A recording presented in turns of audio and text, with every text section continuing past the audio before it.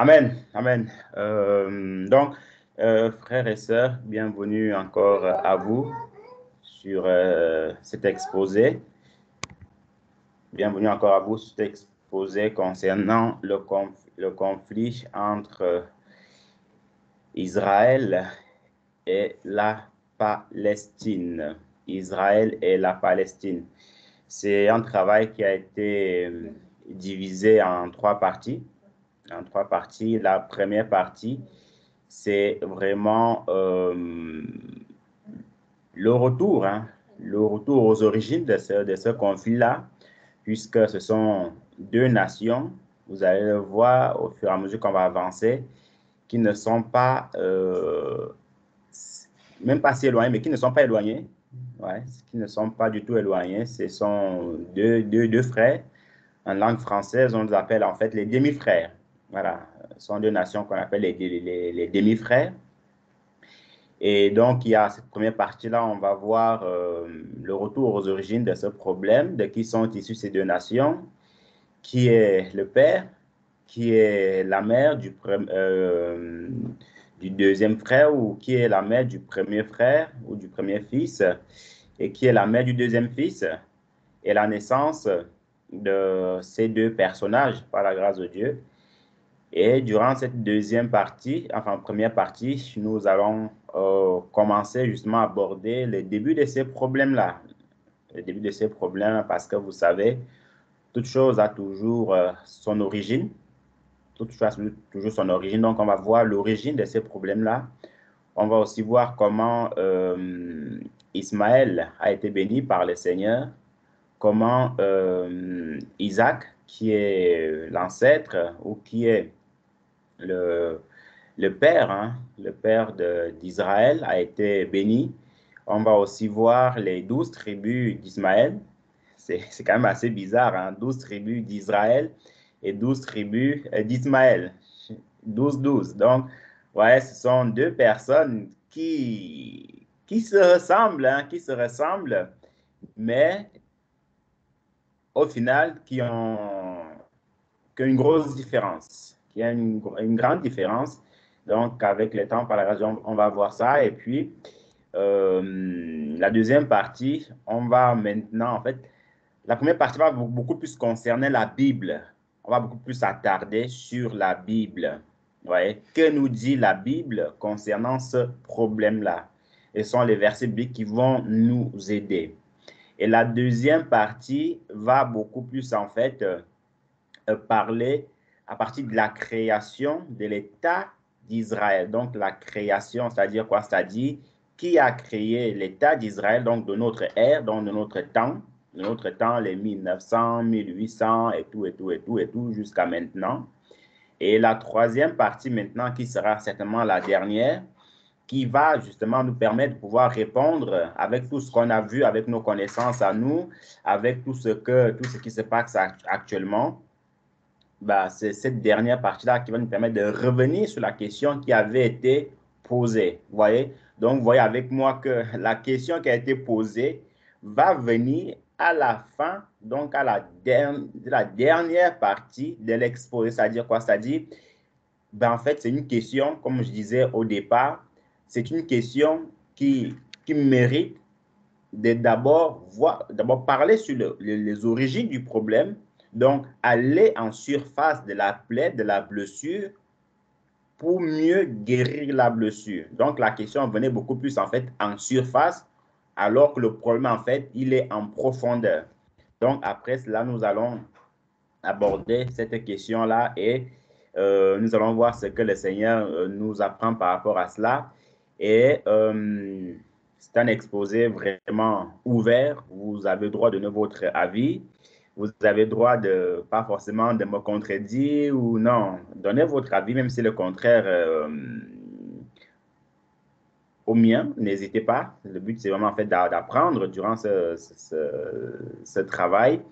Et puis, chacun aura aussi son petit mot, sa petite conclusion concernant ce problème-là. Et puis, voilà un tout petit peu.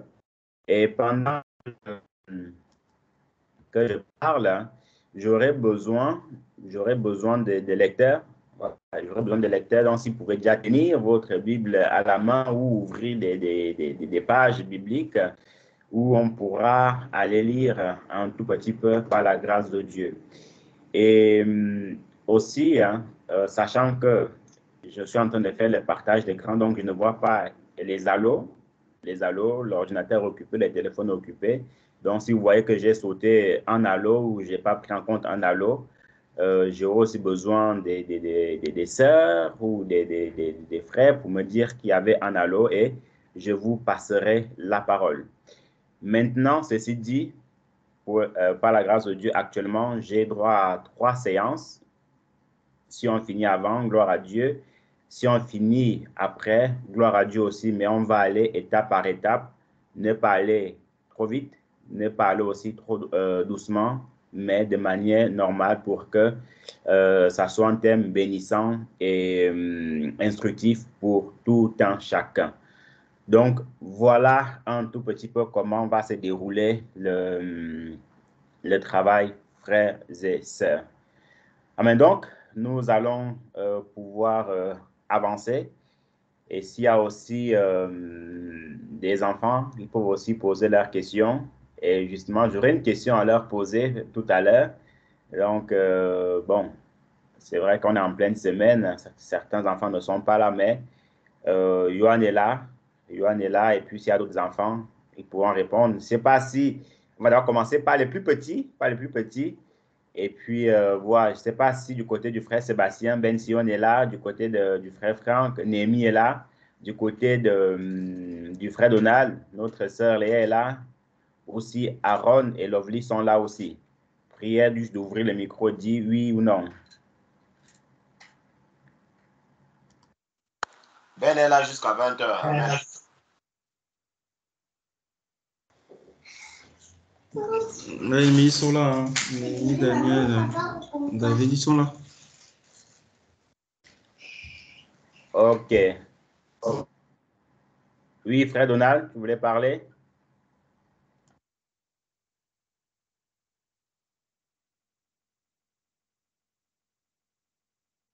Ok, amen. Donc, amen, Léa est là. Mais bon, amen. Oui, c'est ça, c'est une simple question. Il n'y a pas de grande question. Ça sera oui ou non, tout simplement. Ok, amen. Soyez abondamment bénis. Donc, nous commençons par la grâce de Dieu. Alors, les enfants, première question pour vous. Qui peut me dire, donc l'écran que vous voyez devant vous, qui peut me dire quel est le drapeau d'Israël, quel est le drapeau de la Palestine? On va commencer par Ben Sion.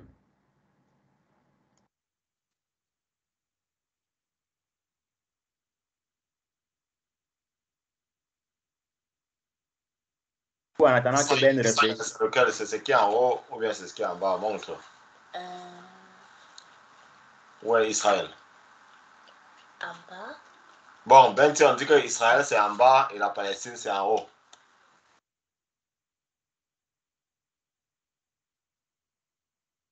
Ok, d'accord. Merci Ben Sion pour ta participation. Némi Mathis, où est Israël, où est le drapeau d'Israël, où est le drapeau de la Palestine? Ok, Néhémie, Daniel, Mathis. Néhémie, où est le drapeau d'Israël et où est le drapeau de la Palestine? Le drapeau d'Israël, c'est en haut et le drapeau de la Palestine, c'est en bas. D'accord. Daniel, où est le drapeau d'Israël, où est le drapeau de la Palestine? Le drapeau d'Israël, c'est en haut, le drapeau de la Palestine, c'est en bas. Amen. Donc, le drapeau d'Israël en haut, le drapeau de la Palestine en bas, disent les enfants ici. Amen. Ok, amen. Notre sœur Léa, que dit-elle? Welche Frage ist für Israel und welche für Palästina? Oben oder unten? Mach schnell. Schlimm, Israël. Welche Frage ist für Israël? Elle dit que c'est celui d'en bas. Ok, d'accord. Donc, pour Israël, c'est en bas et celui de la Palestine, c'est en haut. Ok, amen. Oh. Question pour Johan, où est Israël, où est la Palestine?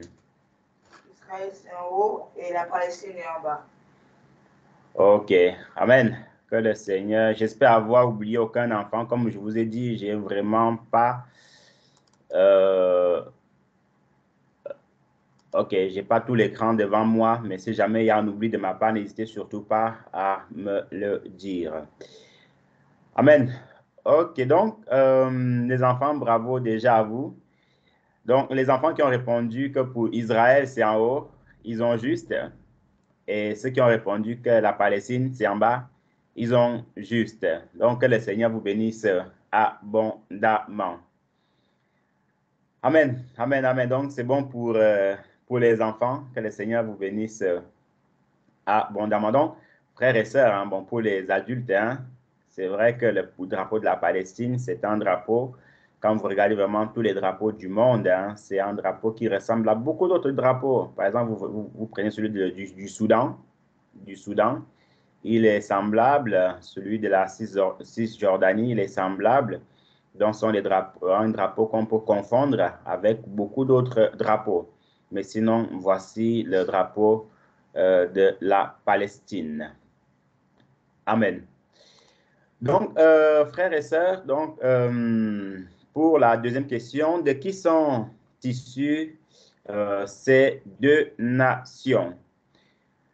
Il faut savoir que par la grâce de Dieu, les versets qui ont été présentés peuvent déjà être préparés si vous le voulez bien. Genèse chapitre 16, verset 1 au verset 16, et les autres qui suivent après. Donc, il faut savoir que ces deux nations, donc Israël et la Palestine, sont issues d'un seul homme. Qui s'appelle Abraham, qui est le père de la foi, qu'on appelle aussi communément le patriarche Abraham. Bon, ce n'est pas la photo officielle d'Abraham, mais c'est une photo, voilà, c'est une photo qu'on a pris comme ça, le représentant. Et en haut, nous avons Sarah, et en bas, nous avons Agar.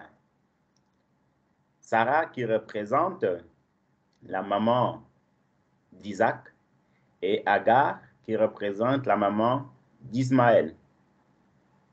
Et nous avons ici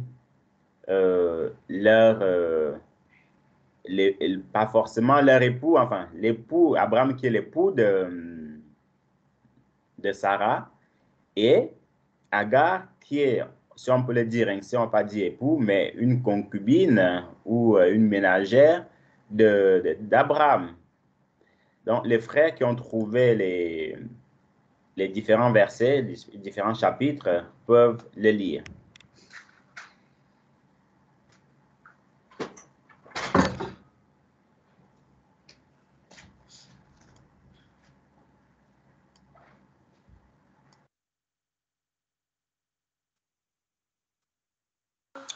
Amen.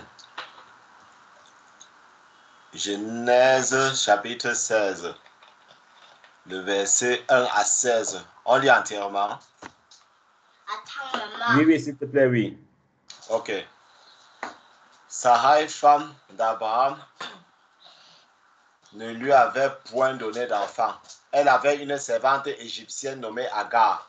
Et Sarai dit à Abraham, voici l'Éternel m'a rendu stérile. Viens, je te prie, vers ma servante. Peut-être aurais-je par elle des enfants. Abraham écouta la voix de Sarai. Alors Sarai, femme d'Abraham, prit Agar l'Égyptienne, sa servante, et la donna pour femme à Abraham, son mari, après qu'Abraham eut habité 10 années dans le pays de Canaan. Il alla vers Agar et elle devint enceinte. Quand elle se vit enceinte, elle regarda sa maîtresse avec mépris. Et Sarai dit à Abraham, l'outrage qui m'est fait retomber sur toi. J'ai mis ma servante dans ton sein. Et quand elle a vu qu'elle était enceinte, elle m'a regardé avec mépris. Que l'Éternel soit juge entre moi et toi. Abraham répondit à Sarai, voici ta servante est en ton pouvoir. Agis à son égard comme tu le trouveras bon. Alors Sarai la maltraita. Et Agar s'enfuit loin d'elle. L'ange de l'Éternel la trouva près d'une source d'eau dans le désert, près de la source qui est sur le chemin de Chour. Il dit alors à Agar, servante de Sanaï, d'où viens-tu et où vas-tu? Elle répondit, je fuis loin de Sarai, ma maîtresse. L'ange de l'Éternel lui dit, retourne vers ta maîtresse et humilie-toi sous sa main. L'ange de l'Éternel lui dit, je multiplierai ta prospérité et elle sera si nombreuse qu'on ne pourra la compter. L'ange de l'Éternel lui dit, voici, tu es enceinte et tu enfanteras un fils à qui tu donneras le nom d'Ismaël, car l'Éternel t'a entendu dans ton affliction. Il sera comme un âne sauvage. Sa main sera contre tous et la main de tous sera contre lui. Il habitera en face de tous ses frères. Verset 13. Elle appela Ata El Roi, le nom de l'Éternel qui lui avait parlé. Car elle dit, ai-je rien vu ici après qu'il m'a vu? C'est pourquoi l'on a appelé ce puits le puits de l'Achaï Roi. Il est entre Kadès et Bareth. Agar enfanta un fils à Abraham, et Abraham donna le nom d'Ismaël au fils qu'Agar lui enfanta. Abraham était âgé de 86 ans lorsqu'Agar enfanta Ismaël à Abraham. Amen. Amen. Sois béni.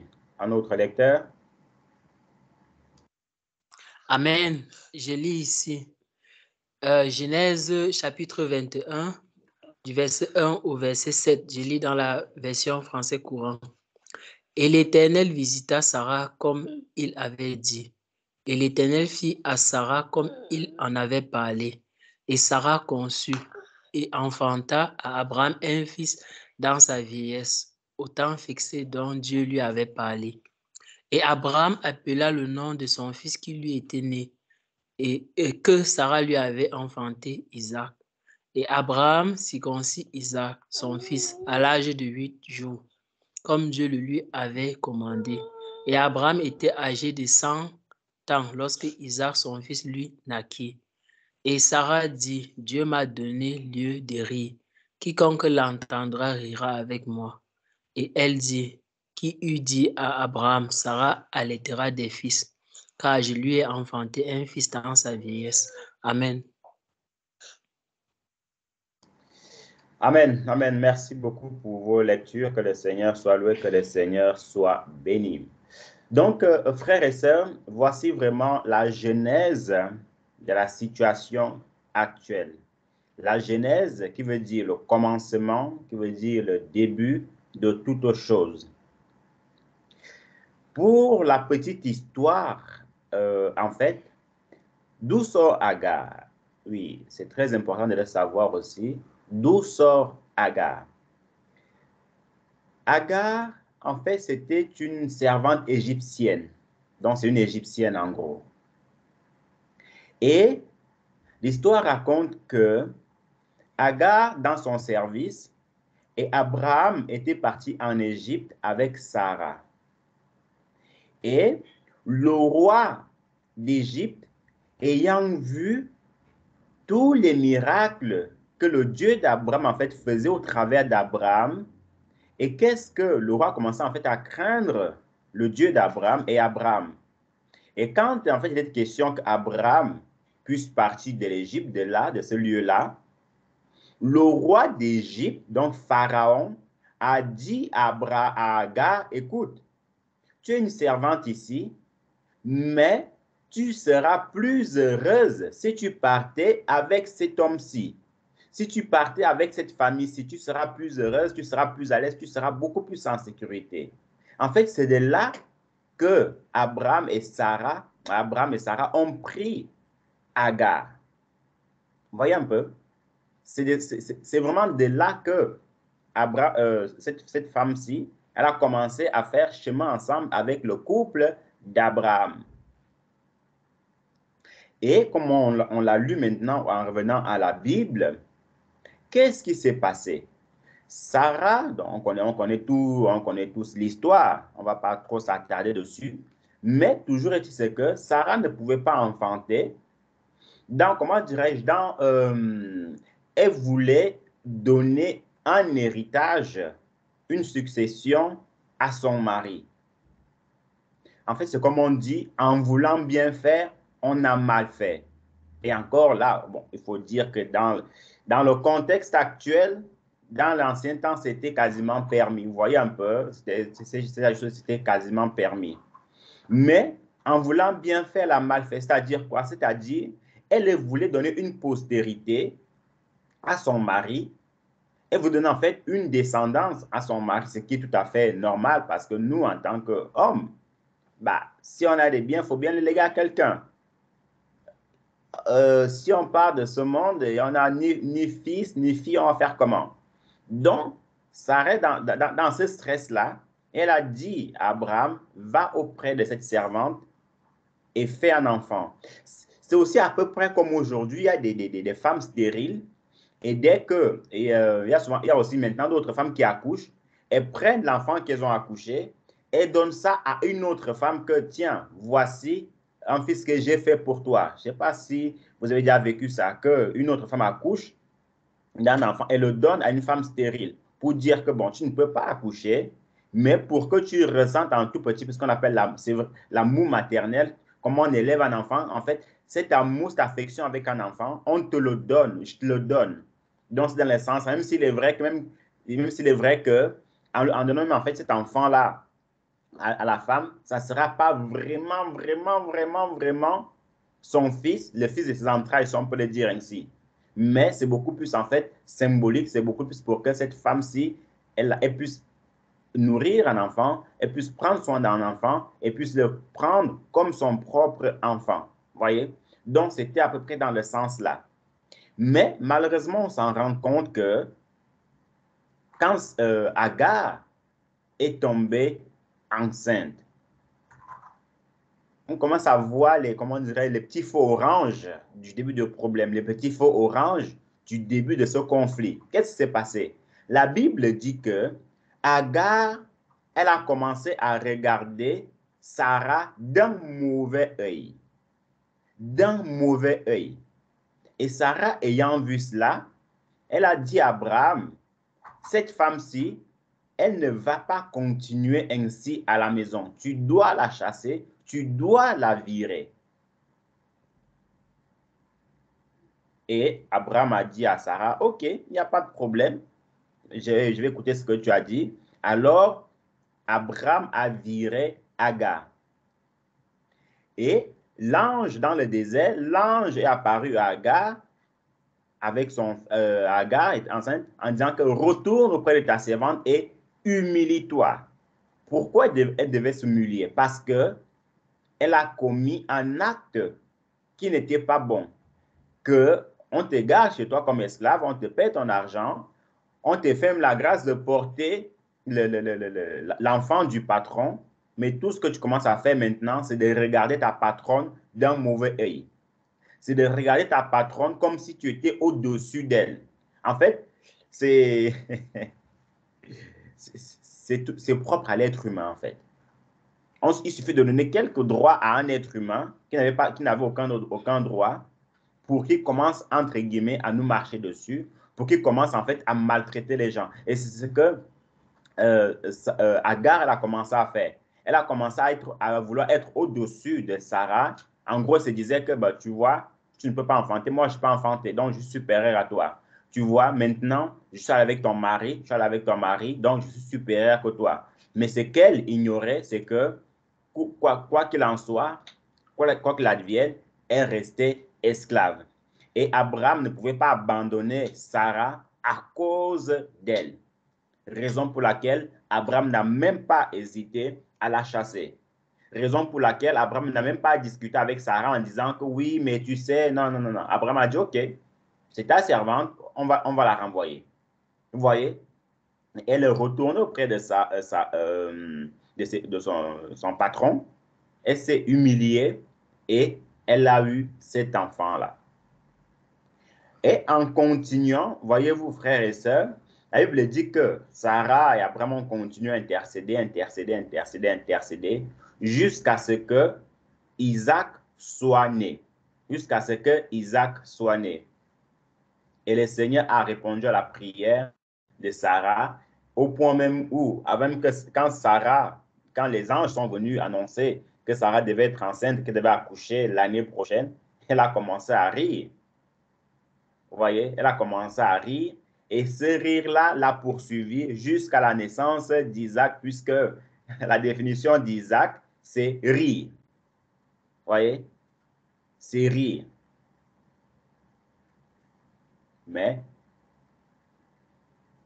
moi, j'ai dit, il ne faut pas forcément en vouloir à Sarai dans la mesure où vous avez 90 ans, 89 ans, votre mari a quasiment 100 ans.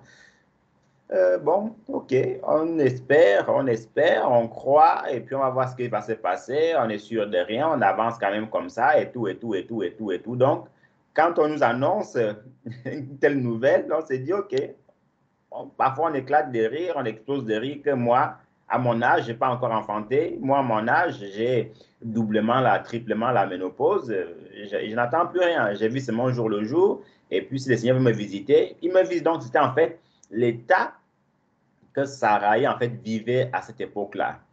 Souvenez-vous aussi, à l'époque, à autant de bien longtemps avant, dans les livres des rois, il y avait la famine qui était terrible. Et Élisée était venu en disant que ne vous inquiétez pas, à cette même période-ci, bah, le prix d'un âne, bon, c'est un exemple, hein, vous connaissez cette histoire-là, le prix d'un âne aujourd'hui qui vaut 1 000 euros, ne vous inquiétez pas que l'année prochaine, il ne vaudra plus rien du tout. Et il y avait un soldat qui était sur une muraille et il a dit à Élisée, écoute Élisée, ce que tu racontes là, c'est pour toi, ce que tu dis là, moi je ne crois même pas. Élisée lui a dit, ok, tu ne crois pas, c'est pas grave, hein, mais sache que quand ça va arriver, tu vas mourir, tu ne pourras pas vivre ça. Et ça s'est passé, la Bible dit que ce soldat-là, en fait, n'a pas vu la bénédiction de Dieu. En fait, c'est pour dire quoi? C'est pour dire que ce sont des personnes, ça nous arrive aussi à tous. C'est pour ça, moi, j'ai toujours appris que quand certaines choses, en fait, se passent dans la Bible, il ne faut pas automatiquement en vouloir au fautif. Il ne faut pas automatiquement jeter la pierre au fautif. Il faut seulement en tirer des leçons. Vous voyez, il faut seulement en tirer des leçons. Il faut seulement prier le Seigneur pour que ça ne nous arrive pas. Donc, c'était l'état de Sarah. Elle ne croyait pas. Comme ce monsieur, en fait, ne croyait pas. Mais ce sont des choses qui sont arrivées après quelque temps de l'annonciation de la parole de l'Éternel. Et la Bible nous dit que Abraham avait 86 ans à la naissance d'Ismaël et 100 ans à la naissance d'Isaac. Donc, on voit par là que les deux enfants avaient 14 ans d'écart. On voit déjà une très, très grande différence entre les deux. Une grande différence. Imaginez-vous, bah, vous avez 14 ans et votre petit frère a à peine 1 mois. Voyez? Donc, comme on dit, il n'y a pas photo, mais on va encore voir ce qui a encore mis le feu aux poudres à ce problème-là où tout s'est vraiment embrasé. Voyez? Nous partons sur la deuxième image où on voit vraiment le début des problèmes. Genèse, chapitre 21, le verset 8 au verset 19. Si un frère ou une sœur peut lire. Genèse, chapitre 21, le verset 8 au verset 19. Vous avez la parole.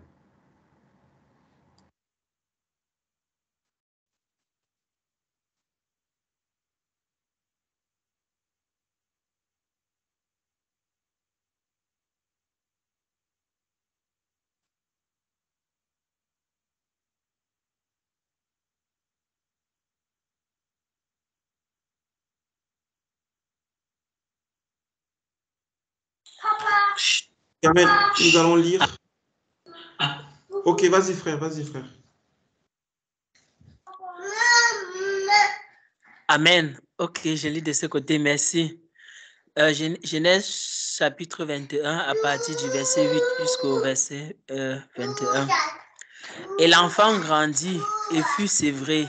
Et Abraham fit un grand festin le jour où Isaac fut sévré. Et Sarah vit rire le fils d'Agar, l'Égyptienne, qu'elle avait enfanté à Abraham. Et elle dit à Abraham, chasse cette servante et son fils, car le fils de cette servante n'héritera pas avec mon fils, avec Isaac. Et cela fut très mauvais aux yeux d'Abraham à cause de son fils. Et Dieu dit à Abraham que cela ne soit pas mauvais à tes yeux à cause de l'enfant et à cause de ta servante. Dans tout ce que Sarah t'a dit, écoute sa voix, car en Israël te sera appelé une semence. Et je ferai aussi devenir une nation le fils de ta servante, car il est ta semence. Et Abraham se leva de bon matin, et il prit du pain et une outre d'eau, et les donna à Agar, les mettant sur son épaule, et il lui donna l'enfant et la renvoya. Et elle s'en alla et ira dans le désert de Beth-Sheba. Et l'eau de l'outre étant épuisée, elle jeta l'enfant sous un des arbrisseaux, s'en alla et s'assit vis-à-vis à une portée d'arc, car elle disait que je ne vois pas mourir l'enfant. Et elle s'assit vis-à-vis et elle éleva sa voix et pleura. Et Dieu entendit la voix de l'enfant, et l'ange de Dieu appela des cieux Agar et lui dit, qu'as-tu, Agar? Ne crains point, car Dieu a entendu la voix de l'enfant, là où il est. Lève-toi, relève l'enfant et prends-le de ta main, car je le ferai devenir une grande nation. Et Dieu lui ouvrit les yeux, et elle vit un puits d'eau. Et elle alla et remplit d'eau l'outre et fit boire l'enfant. Et Dieu fut avec l'enfant et il grandit et habita dans le désert et devint tireur d'arc. Et il habita dans le désert des Parans. Et sa mère lui prit une femme du pays d'Égypte. Amen. Désolé pour les bruits. Amen, amen, amen, amen. Il n'y a pas de problème. Que le Seigneur te bénisse abondamment. Donc, voici un élément majeur qui a encore déclenché le conflit actuel. Parce que on peut avoir ce qu'on appelle un demi-frère, on peut avoir un frère de père différent, il n'y a pas de souci. Mais où peut se trouver le problème maintenant, c'est l'attitude de la maman de cet enfant ou l'attitude de cet enfant lui-même envers le fils légitime, en fait. Parce qu'il faut savoir que Ismaël n'est pas le fils légitime d'Abraham. Quand je parle de fils légitime, c'est l'enfant promis à Abraham. L'enfant promis à Abraham était Isaac, puisque Isaac vient de la femme d'Abraham. En fait, c'est comme par exemple, on a un papa, excusez-moi de dire, on a un papa, et puis notre papa, soit c'est un monsieur qui voyage beaucoup, il est militaire, il est soldat, voilà, ou même il est à la maison. Et que pour une erreur comme ça, une erreur, il a eu un enfant dehors. Il a eu un enfant dehors. Donc, c'est la même chose avec la même catégorie qu'on peut mettre avec Ismaël. Vous voyez? Mais le fils unique ou le fils légitime reste les enfants de la femme mariée. Voyez un peu les enfants de la femme mariée. Agar n'a jamais été mariée avec Abraham. Elle était juste une servante. Ça, c'est encore pire, une servante. Une servante, excuse-moi de le dire, c'est une esclave tout simplement. C'est une esclave. Déjà, les esclaves n'ont pas grand-chose à dire dans la maison. Les esclaves sont des serviteurs et des servantes. Vous voyez, c'est juste, si on peut le dire ainsi, une erreur qu'il y a eu dans le couple, tout simplement. Et ici, au niveau du début des problèmes, qu'est-ce qui s'est passé? La Bible dit que quand il était question de sevrer Isaac, pendant que Sarah sevrait Isaac, donc les sœurs qui sont connectées, les mamans qui sont connectées, savent bien ce que c'est que le sevrage, mais je vais essayer d'expliquer ça avec les petits mots de ce que je connais. C'est quand on dit à un enfant que tu ne prendras plus le lait maternel. C'est ça le sevrage, si mes souvenirs sont bons. C'est ça le sevrage. Donc, tu ne prendras plus le lait maternel, que maman ne donnera plus le lait naturel, tout simplement. Et quand Ismaël a vu ça, il a commencé à se moquer. Parce qu'il y a des versions qui disent qu'il a ri, et d'autres, il y a une autre version qui a dit qu'il se moquait. Il se moquait de Isaac. À savoir que l'enfant, bon, ça dépend des enfants, hein, on ne va pas donner une généralité. L'enfant avait dans les 3 ans comme ça. Isaac avait dans les 3 ans quand on l'a sevrait, raison pour laquelle, d'après plusieurs interprètes, d'après plusieurs chercheurs, ou même aussi notre propre avis à nous, Ismaël avait environ 17 ans lors du sevrage d'Isaac, puisque à leur naissance, à la naissance d'Isaac, il avait 14 ans. Et donc, quand Isaac a eu 3 ans pour le sevrage, donc ce qui veut dire quoi? Ce qui veut dire 14 plus 3, ça fait 17. Donc, Ismaël avait environ 17 ans quand on a sevré Isaac. Donc, la dernière phrase ici, par la grâce de Dieu. Vous voyez un peu? Donc, il avait 17 ans. Ça peut paraître comme ça, non, mais ça apporte à méditer. Ça veut dire quoi, ça apporte à méditer? Premièrement, voici quelqu'un qui est bien formé à 17 ans, on est quasiment un homme, hein, il reste quoi? Il y a des pays aujourd'hui, on est majeur à 16 ans. Il y a des pays aujourd'hui, on est majeur à 17 ans. Il y en a d'autres, on est majeur à 18 ans. Ça dépend vraiment des différentes lois de différents pays. Donc, majeur, ça veut dire quoi? Ça veut dire que tu es capable de pouvoir signer ta propre feuille, ta carte d'identité, beaucoup de choses en fait. Vous voyez? Beaucoup de choses. Vous voyez un peu? Donc, en fait, ce qui veut dire où je vais en venir, c'est quoi? C'est que Ismaël était conscient de ce qu'il faisait. Ismaël était conscient de la moquerie qu'il faisait. Donc, ça veut dire que ce n'était pas un enfant pour dire que bon, il rigole pour rire. Non. Ou peut-être, lui aussi, il avait 3 ans, ou 4 ans même, ou même 5 ans, il va dire, ah, il rigole parce que bon, c'est un enfant, il va rire, et puis voilà. Non. Il savait ce qu'il faisait. Il y avait déjà, excusez-moi de le dire, ça c'est mon analyse à moi, il y avait déjà en fait ce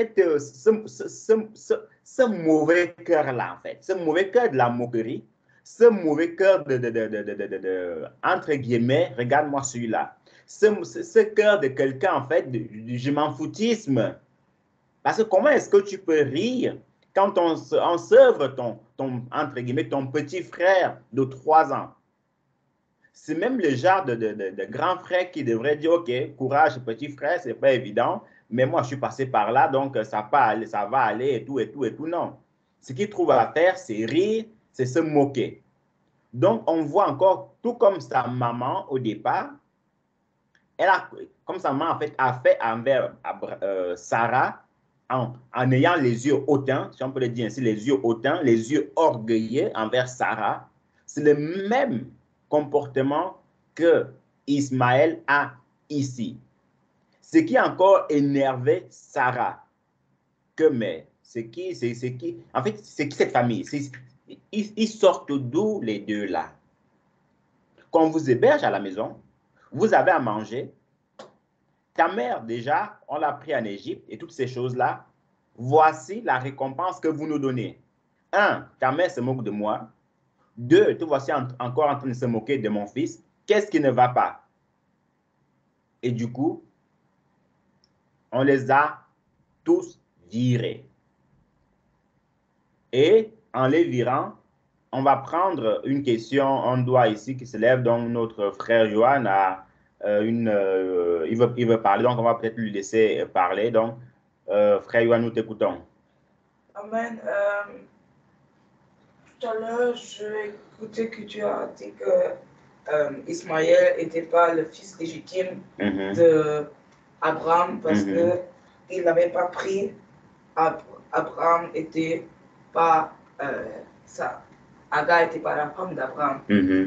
Mais dans le passage, dans le chapitre 16, verset 3, alors Sarai, femme d'Abraham, prit Agar l'Égyptienne, sa servante, et la donna pour femme à Abraham. Elle n'a pas donné alors pour femme, ça veut dire qu'ils étaient mariés comme elle a donné pour femme à Abraham. Ça veut dire pas qu'ils se sont mariés. Oui, c'est ça ma question. Ok, donc notre frère Yuan veut savoir comment est-ce que je dis que Agar n'était pas la femme d'Abraham, alors que Sarah a dit à Abraham que prends Agar, l'Égyptienne, l'esclave, pour femme, prends-la pour femme. Donc, c'est une question très importante et c'est une question qui peut porter ambiguë que comment est-ce que on dit qu'elle est esclave, comment est-ce qu'on dit qu'elle est servante et comment est-ce qu'on dit qu'elle est, elle est la femme. Ok, que le Seigneur te bénisse abondamment. En fait, par rapport à cette question-là, il faut savoir deux choses.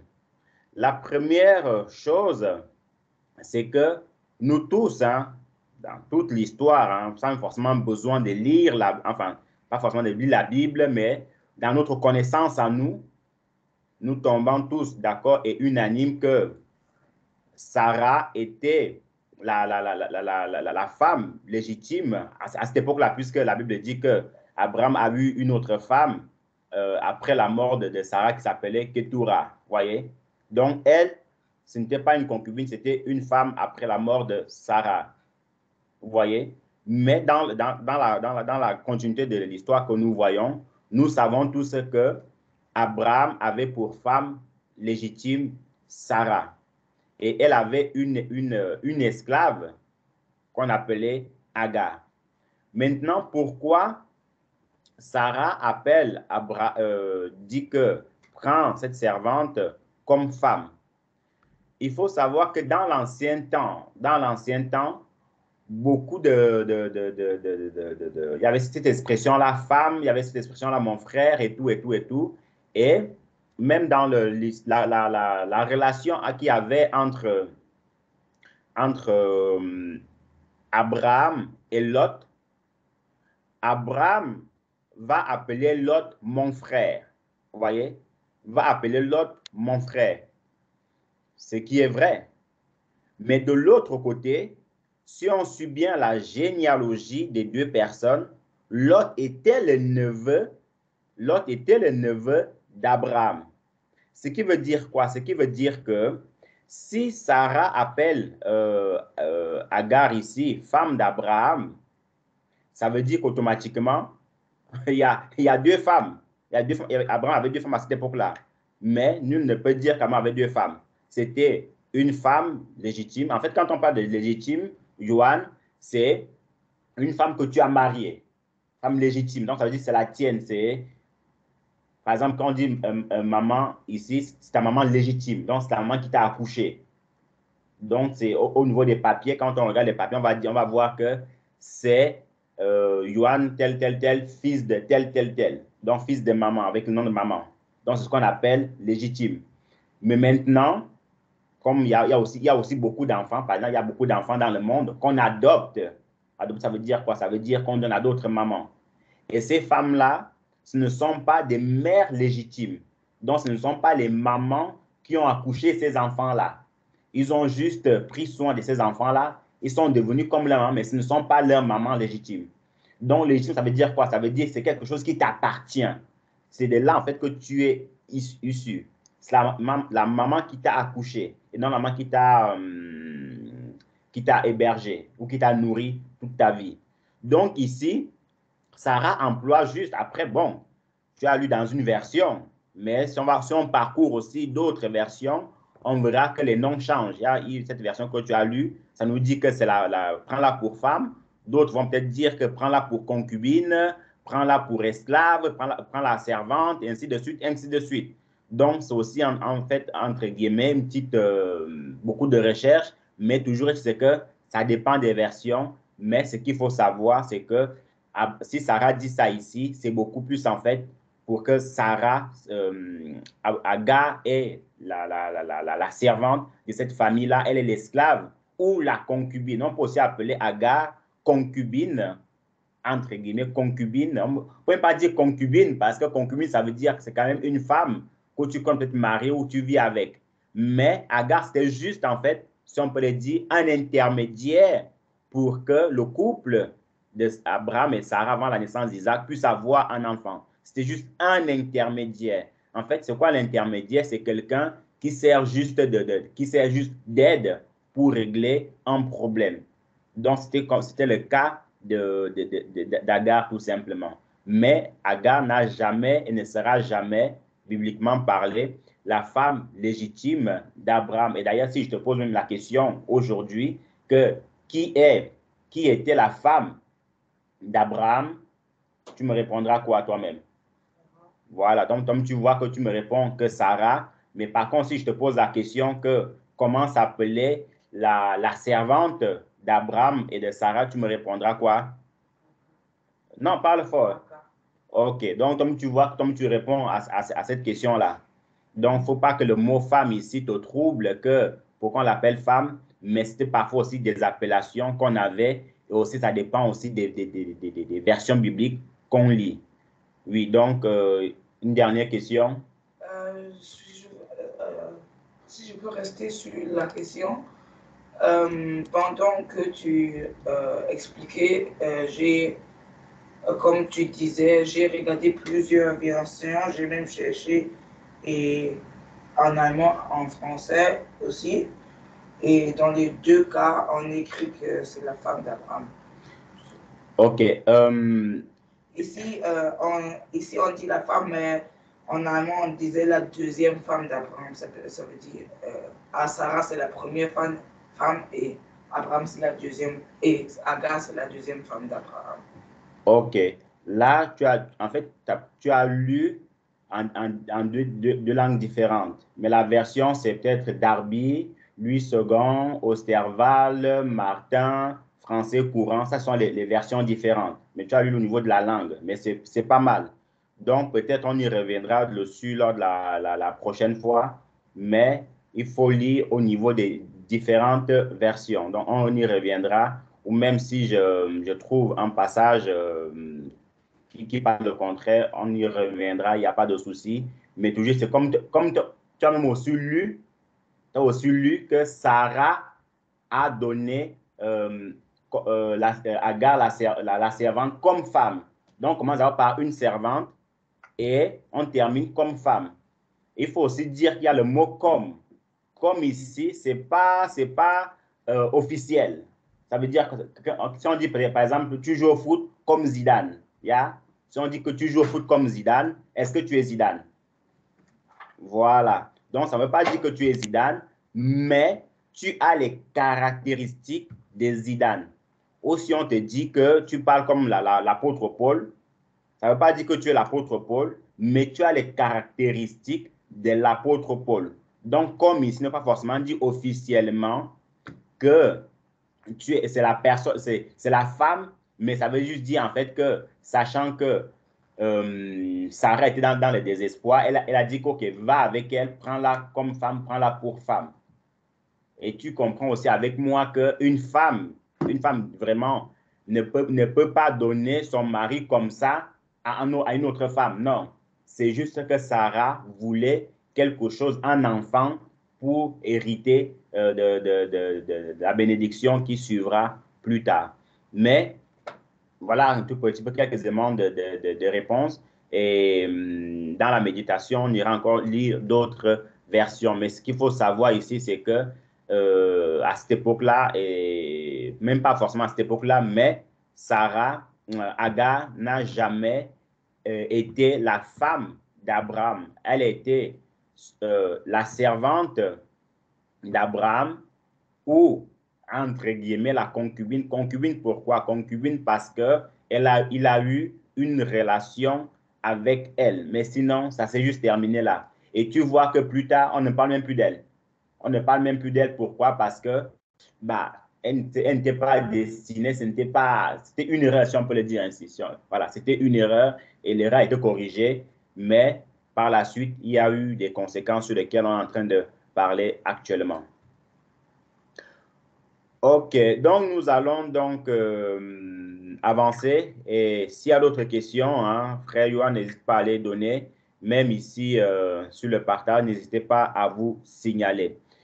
Nous poursuivons. Donc, comme on disait, frères et sœurs, Ismaël a commencé à se moquer de son petit frère à l'âge de 17 ans. Et du coup, Sarah ayant vu ça, elle a dit que non, là, ça en est de trop. S'il commence déjà à faire ça comme ça, bah, ça sera la bagarre avec mon fils à la maison constamment.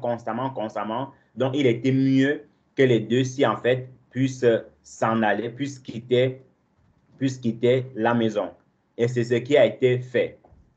Mais l'amour de Dieu, la grâce de Dieu a voulu que, même si Ismaël a été chassé, il a hérité d'une bénédiction. C'est pour cela, le Seigneur est merveilleux. Hein? Le Seigneur est merveilleux. Il a dit que non, certes, il s'est passé ce qui s'est passé. En allant, voici la bénédiction qui va suivre Ismaël. Et c'est une grande bénédiction, une énorme bénédiction, puisqu'on a lu plus haut que le Seigneur va dire à Ismaël que, tu seras une grande nation et tu vas remplir la terre et aussi, tu seras un habile chasseur. Et par contre, il y a une autre, si on peut le dire bénédiction, malédiction, ou entre les deux, où le Seigneur a dit que ta main, tu seras comme un âne sauvage. La main de tous sera contre toi et ta main sera contre tous. Et c'est ce que actuellement nous voyons, pas forcément actuellement, mais depuis la nuit des temps, que la plupart du temps où les musulmans sont, ils n'aiment pas grand monde. Et grand monde aussi ne les aime pas. À cause justement de leur comportement, pas tous les musulmans, bien évidemment, il faut mettre tout le monde dans le même panier. Mais toujours, c'est que ils sont détestés par beaucoup, eux aussi détestent beaucoup de personnes. D'où parfois ce conflit-là. Et le Seigneur dit aussi qu'il sera comme un âne sauvage. Les caractéristiques d'un âne sauvage, l'âne sauvage a une caractéristique bien précise et bien étonnante, c'est la têtutesse. La têtutesse, l'âne sauvage. Un âne, c'est comme on dit, bon, excuse-moi une fois de plus, il y a une expression française qui dit que tête d'âne.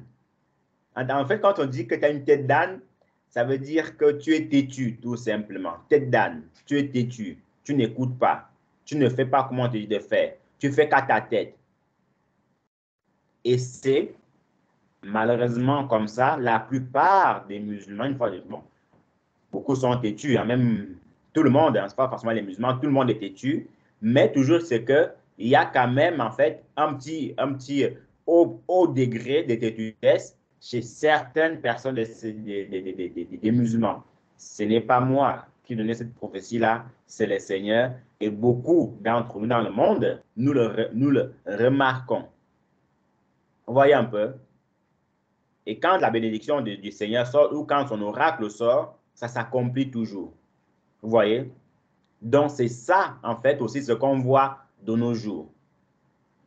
Et c'est aussi des personnes, quand ils ont décidé, ils vont jusqu'au bout. Ainsi de suite, ainsi de suite. Donc, voilà un tout petit peu les bénédictions que le Seigneur a données ou les paroles que le Seigneur a prononcées sur Ismaël concernant son avenir. Et à côté de cela, on nous apprend que Ismaël, en fait, a aussi eu 12 tribus.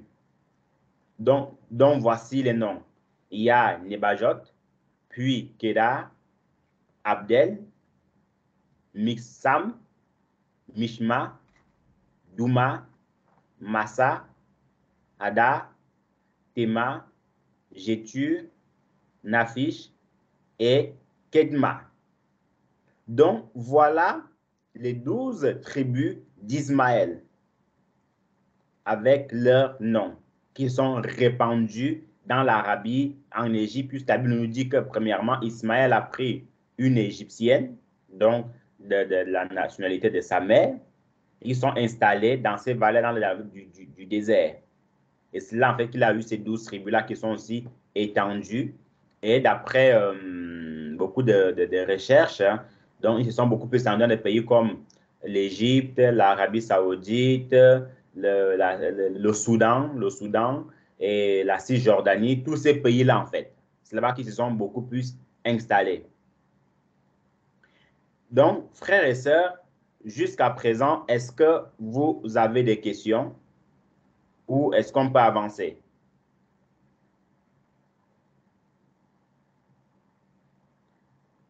Un petit, c'est bon, hein, par écrit ou vous pouvez ouvrir le micro en vitesse et puis on peut avancer.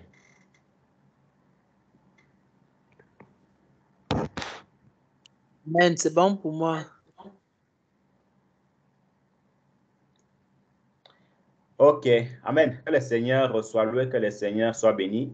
Donc, frères et sœurs, voilà les 12 tribus d'Ismaël. À côté de cela, voici maintenant la bénédiction qui avait été prononcée au niveau d'Isaac. À savoir, en fait, si on parle d'Isaac ici, bon, beaucoup me diront, les curés me diront que mais, on n'est pas encore Israël. Mais j'ai préféré, par la grâce de Dieu, avancer ici. C'est pour que on puisse gagner en temps, puisque Isaac est le fils de Jacob, et Jacob qui est Israël actuel. Vous voyez? Donc, voici maintenant les 12 tribus d'Isaac ou d'Israël que nous connaissons tous. Il y a Ruben, Siméon, Lévi et Juda.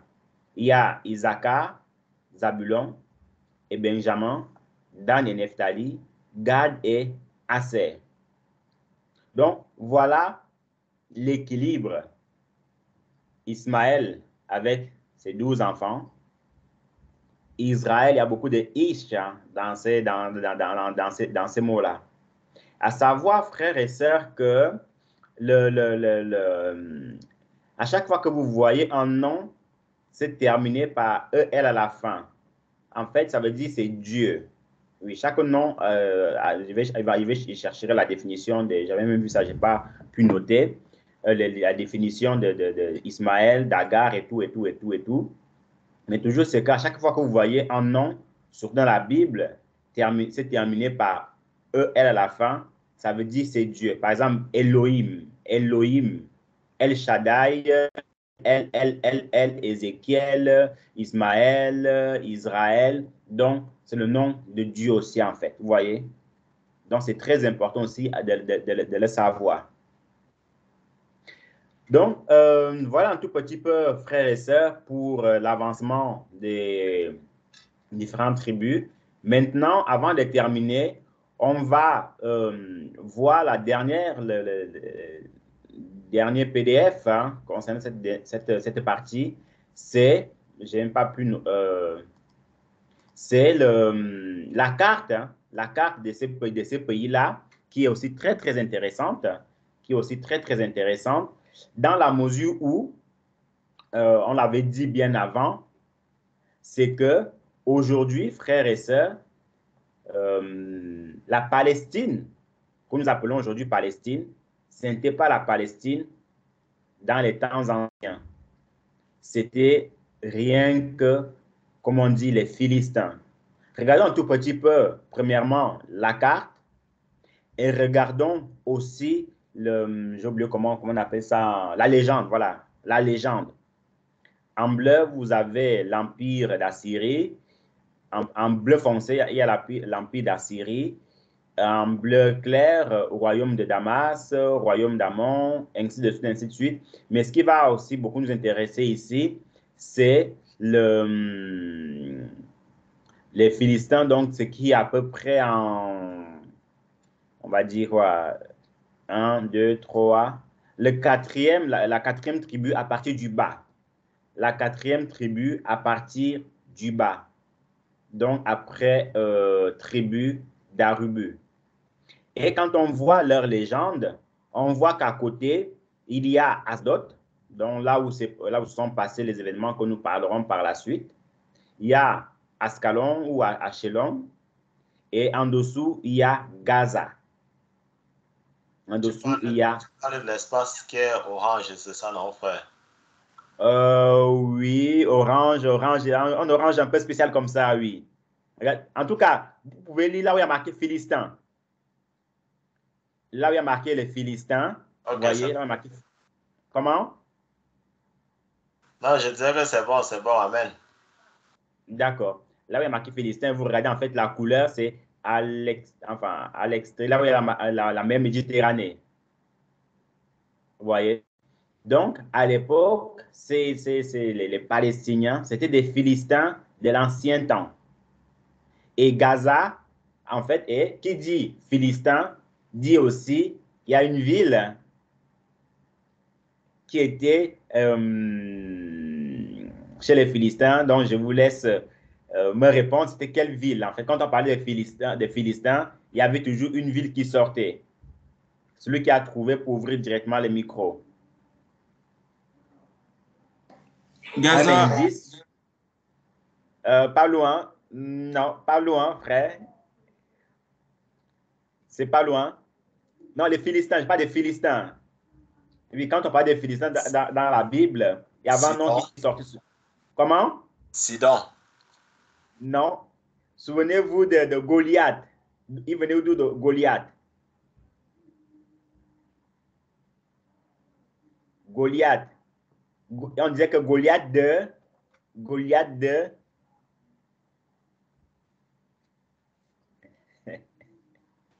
Gath, non? Voilà, exactement. Goliath de Gath. Genèse 17, le verset 1 au verset 5.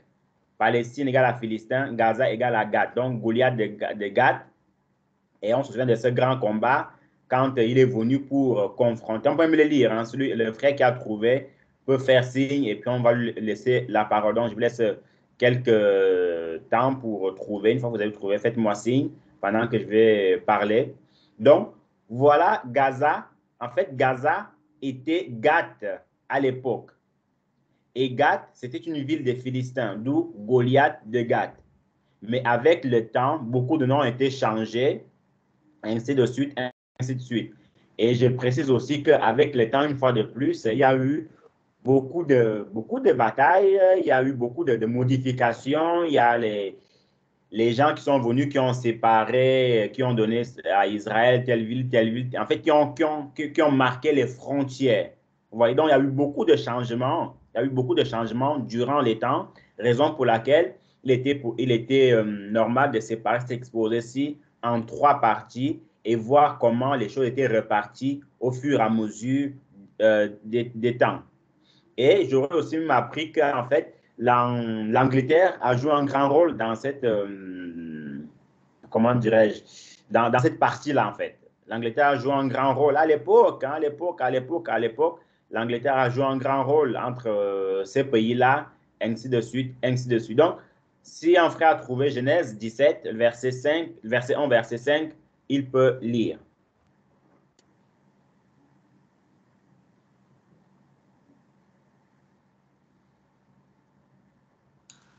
Amen. On va lire de ce côté. Genèse 17, verset 1. Lorsqu'Abraham fut âgé de 99 ans, l'Éternel apparut à Abraham et lui dit, je suis le Dieu Tout-Puissant. Marche devant ma face et sois intègre. J'établirai mon alliance entre moi et toi, et je te multiplierai à l'infini. Abraham tomba sur sa face et Dieu lui parla en disant, voici mon alliance que je fais avec toi. Tu deviendras père d'une multitude de nations.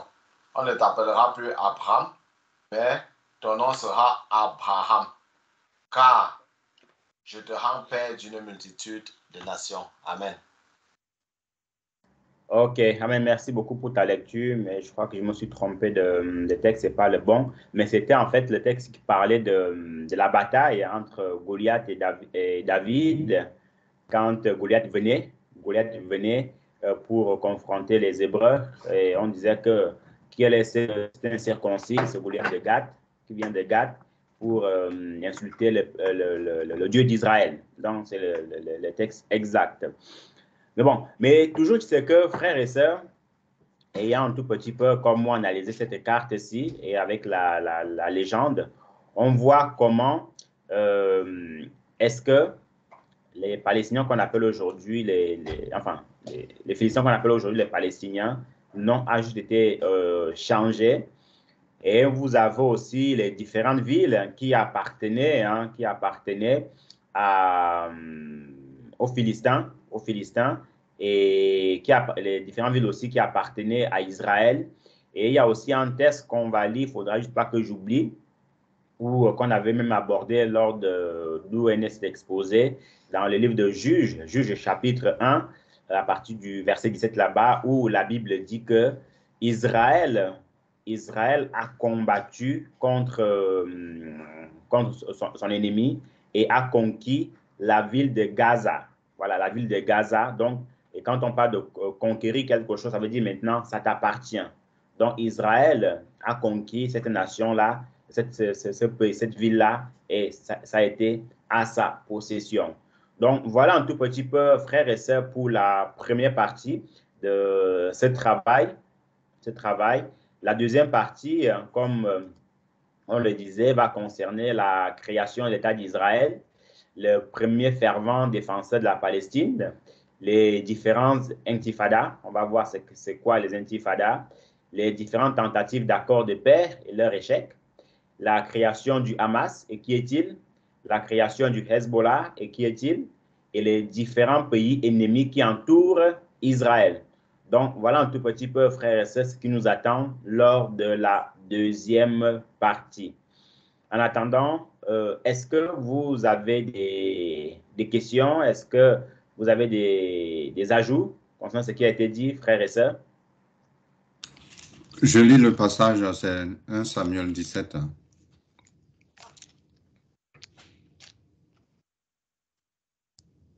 Allô? Oui, homme frère, 1 Samuel, ok, d'accord. Les Philistins réunirent leurs armées pour faire la guerre et ils se rassemblèrent à Soko, qui appartient à Juda.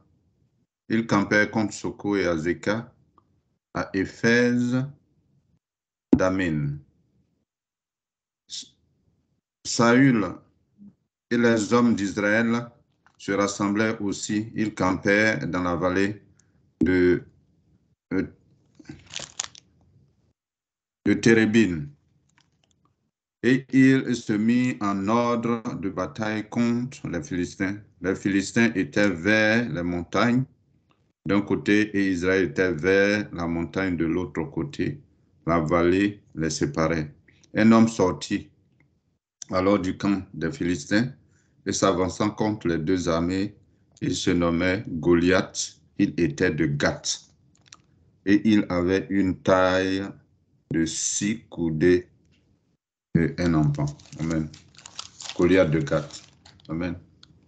Ok, amen. Merci beaucoup pour ta lecture et pour le passage que tu as trouvé. Oui, petite confusion entre Genèse et 1 Samuel. Merci beaucoup. Donc, voilà un tout petit peu, frères et sœurs, une fois de plus, ce nom, Goliath de Gath. Et on sait qui était Goliath dans la Bible. Donc, voilà un tout petit peu. Merci beaucoup au frère Sébastien qui a donné les différentes définitions. Ismaël, Dieu a entendu. Agar, fuir. Sarah, princesse. Abraham, père d'une multitude de nations. Que le Seigneur te bénisse abondamment. Tu as demandé la parole. Nous te la passons.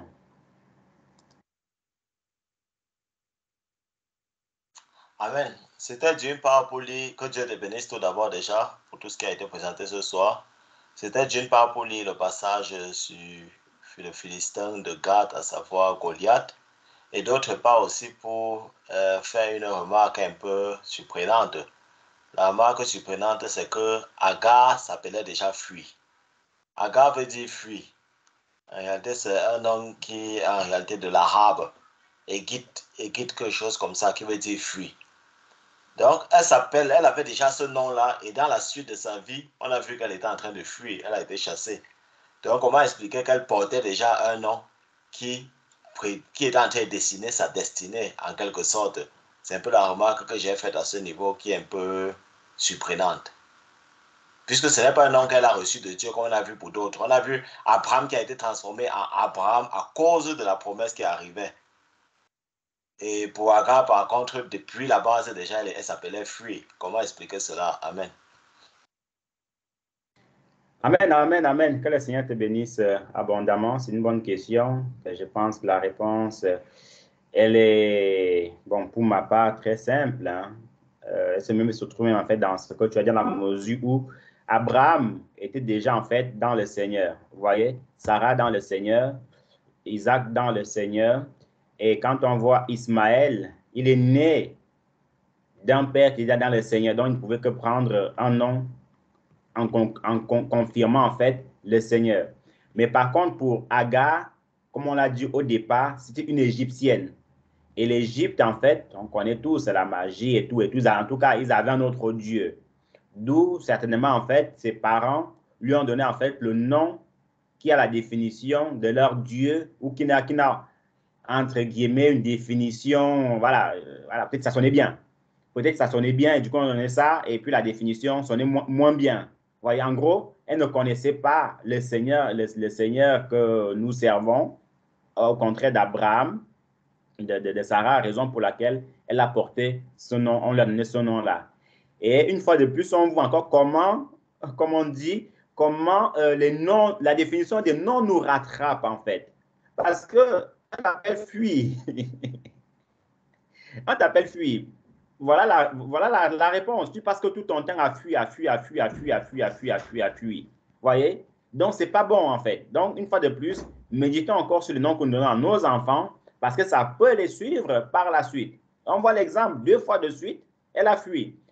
La première fois, c'est quand elle a commencé à avoir les yeux hautains envers sa servante Sarah, où on l'a chassée, elle a fui.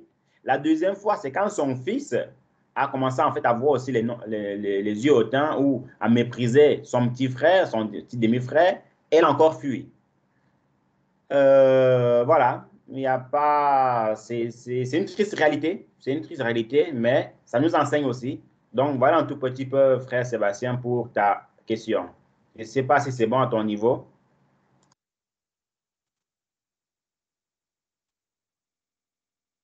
Amen, amen. Amen. Frère Prosper, pour la dernière intervention.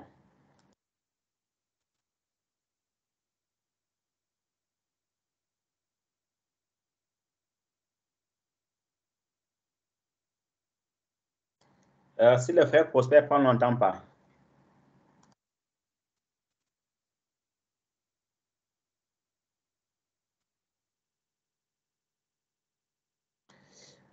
OK.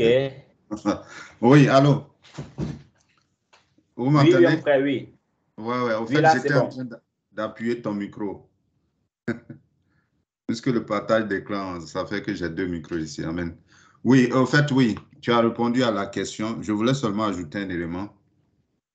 Les desseins de Dieu, nous ne pouvons pas les sonder. Et donc, ça fait que Dieu, quand il doit faire quelque chose, effectivement, il peut mettre vraiment toutes les décisions dans le cœur de quelqu'un et ainsi de suite.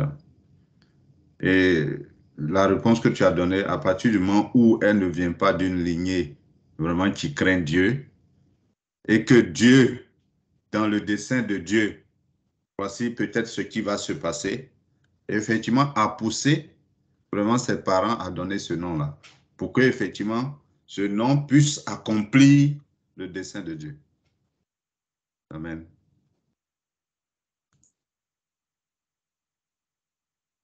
Amen, amen, amen. Sois abondamment béni pour cet ajout supplémentaire. Donc, voilà un tout petit peu, frères et sœurs, pour la première partie. Merci de l'avoir suivi. Que le Seigneur vous bénisse abondamment pour votre disposition, vos lectures, vos ajouts. Et on se retrouve, si le Seigneur le permet, mercredi prochain. Pour ma part, c'est fut un plaisir de le présenter. Ça sera encore notre plaisir, mercredi, jusqu'à la fin de la partie de l'exposé. Merci encore à vous. Soyez abondamment bénis. juste une petite information. Concernant le problème des enfants, j'avais dit qu'il n'y aura rien à préparer, c'est vrai, mais seulement sachant qu'il y aura une exhortation qui va à leur encontre. Ils auront à lire, les plus grands auront à lire un passage biblique avec quelques questions. Et puis, voilà, donc j'ai pris déjà tous les parents. Je vais le poster ici, sur le groupe ici. Et je vais aussi le poster sur le groupe On Évolue, et pour que les parents puissent prendre note et pour que les enfants puissent être prêts le jour J, par la grâce de Dieu. Il y a maman Jacqueline ou le frère Dominique qui ont demandé la parole. Après le frère Franck, donc maman Jacqueline ou frère Dominique, vous avez la parole. Oui, bonsoir frères et sœurs. Non, en fait, c'était juste pour vous signaler que maman et que la sœur Monique, ils partent mercredi, ils vont au Maroc, en fait. Ils partent pour une semaine, et c'était pour demander la prière, en fait, pour leur voyage. Voilà. Merci. OK. Amen. Message reçu. On va prier pour eux, pour que tout puisse bien se passer par la grâce de Dieu. Frère Franck. Oui, bien aimé, rapidement, hein, par rapport au niveau des noms, un élément aussi, c'est que avant, très souvent, les gens, ils avaient, dans la Bible, ils avaient un seul nom. Donc, du coup, quand il y a un seul nom, c'est encore plus puissant que d'avoir 3 noms ou 4 noms. C'est-à-dire, quand il y a 4 noms, en fait, on est dilué entre plusieurs significations. Et quand il y a un seul nom, ce nom-là a une force encore plus grande sur la personne. C'est pour ça que Agar, comme ça signifie fuir, eh bien, ce nom forcément va la suivre puisqu'elle n'a qu'un seul nom. Donc, c'est un peu la différence entre avant et aujourd'hui. Les noms ont une puissance extraordinaire, mais c'est encore plus puissant quand il n'y a qu'un seul. Amen. Amen, amen, amen, amen. Que le Seigneur te bénisse encore pour cet ajout. Que son nom soit loué. Merci, Père de gloire, Seigneur, pour ton amour. Merci, Père de gloire, Seigneur, pour ce travail. Sois abondamment béni, Papa. Nous voulons te présenter, Seigneur, mon Dieu, Papa. Maman Jacqueline, la sœur Monique, qui vont voyager, Papa. Sois avec elle, Seigneur, mon Dieu, Papa. À l'aller comme au retour, Seigneur, mon Dieu, Papa. Sois aussi avec les autres usagers, Seigneur, mon Dieu, les autres voyageurs, Père de gloire, Seigneur. Dès maintenant, Papa, mon Dieu, jusqu'à ton retour au nom de Jésus. Merci encore, Seigneur, mon Dieu, Papa, pour cette soirée. Sois abondamment béni, Seigneur, Papa, au nom de Jésus. Amen. Amen. Frères et sœurs, merci encore à vous. Bonne soirée. Et puis, on se dit à mercredi, si Dieu le veut. Bye bye. Amen. Bien aimé, on n'a pas bien suivi. Maman Jacqueline, la sœur Monique vont où? En Guadeloupe? Oui, ils vont. Ah, pardon. Désolé. Non, ils partent au Maroc pendant mercredi, là, mercredi qui arrive. Ils partent pendant une semaine, en fait. Ah, une semaine au Maroc. Ok, d'accord. Oui, Amen. oui, c'est ça. Voilà. Ben, bonnes vacances à elle alors. Hein? Merci, je leur dirai, merci. Amen. Ok, soyez bénis. Hein. Bye bye. Bye, bye, bye. Bye bye. Amen. Bye bye. Au revoir.